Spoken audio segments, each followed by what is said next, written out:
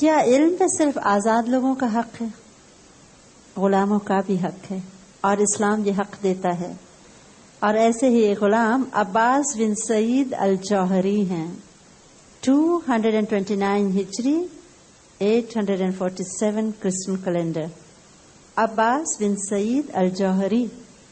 عباس بن سعید مامون الرشید کے غلام تھے.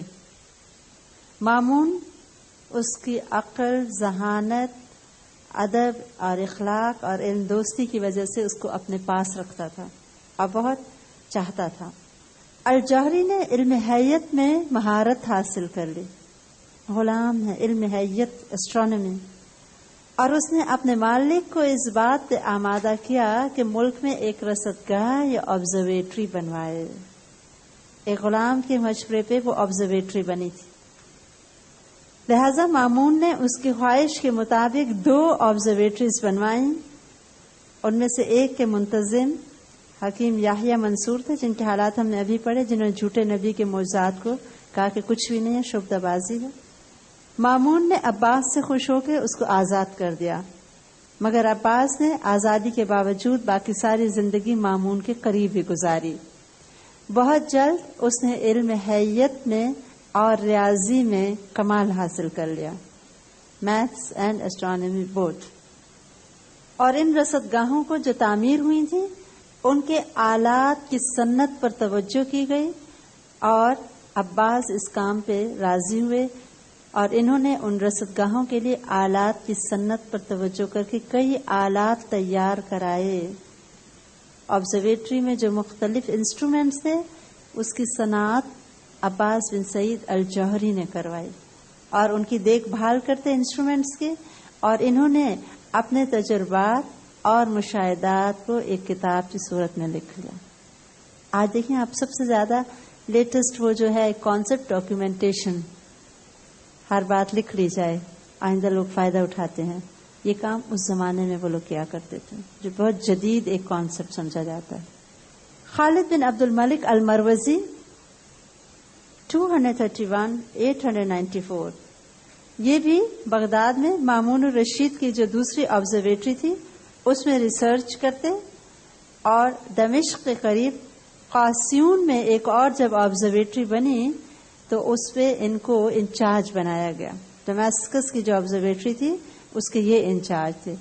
انہوں نے سورج سے متعلق نئی تحقیقات کی، اور 4 ماہر سائنسدان کی ایک ٹیم تھی ان کے ساتھ جو کام کرتی.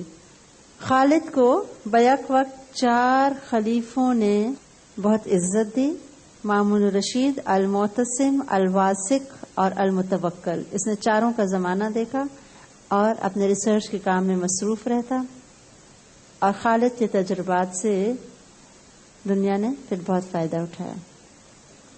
الجبرا.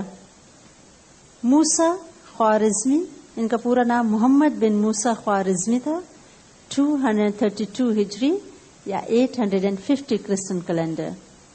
انہوں نے دنیا میں جو میتھس کی پراپر علم الحساب کے نام سے ایک کتاب لکھی، اور کہتے ہیں یہ حساب پر پراپر کتاب پہلی تھی. اور ان کی دوسری کتاب الجبر و المقابلہ تھی.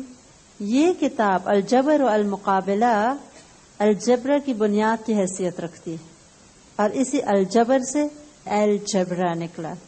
یہی بگڑا ہوا لفظ ہے عربی کا جو آپ انگلش میں سنتے ہیں. انہوں نے مامون الرشید کی سائنس اکیڈمی میں بہت جلد آ کے شامل ہوئے، تحقیقات اور ریسرچز کی، اور انہوں نے دن رات لگا کے ایک مقالہ لکھا، تھیسز. اب وہ جب تھیسز انہوں نے سائنس اکیڈمی میں سبمٹ کیے تو ان کو وہاں کے لیے مقرر کر لیا گیا. آج بھی آپ جانتے ہیں پی ایچ ڈی میں تھیسز لکھی جاتی ہیں. یہ بہت پرانا میتھڈ ہے جو مسلمانوں کی یونیورسٹیز میں ہوتا تھا. خوارزمی کا ایک اور بہت بڑا کارنامہ الجبر اور المقابلہ کے علاوہ وہ یہ کہ انہوں نے ہندسوں کا جو ماڈرن ورژن عربک فگرز تھے وہ انٹروڈیوس کرائے. تب تک دنیا رومن فگرز یوز کرتی تھی، اگر آپ نے دیکھا ہو وہ 1 اور پھر ایسے 2 وہ بارز لگا کے، اور ان کے ساتھ کیلکولیشنز وغیرہ بہت مشکل ہو جاتی تھی. انہوں نے جو آپ ماڈرن 1 2 3 انگلش کا دیکھتے ہیں وہ موسیٰ الخوارزمی کی ایجاد ہے، جس سے جمع تفریق کرنا بہت آسان ہو گیا.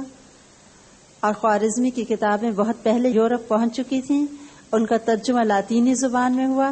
14ویں صدی کے بعد پھر دوبارہ انگریزی زبان میں بھی ہوا، اور انگریزی کا ترجمہ روزن نے لندن سے 1831 میں پہلی بار بڑے اہتمام سے چھاپا. 1831 میں اس کا ترجمہ ہوا یورپ میں. زیرو کا بھی فگر مسلمانوں کا دیا ہوا ہے، اور اس سے سارا کانسیپٹ ہی چینج ہو گیا تھا میتھس کا. راجر بیکن کہتے ہیں کہ الجبرا کے لیے ہم سب خوارزمی کے ممنون احسان ہیں. اگر آپ انگریزوں کی پڑھیں کتابیں، وہ مانتے ہیں بعض وقت کہ عربوں کا احسان ہے. سائنس اور ٹیکنالوجی ہم نے مسلمانوں سے سیکھی، لیکن پھر مسلمان ابتدا کر کے سو گئے، اور پھر اس میں مزید ترقی وہاں ہوتی چلی گئی.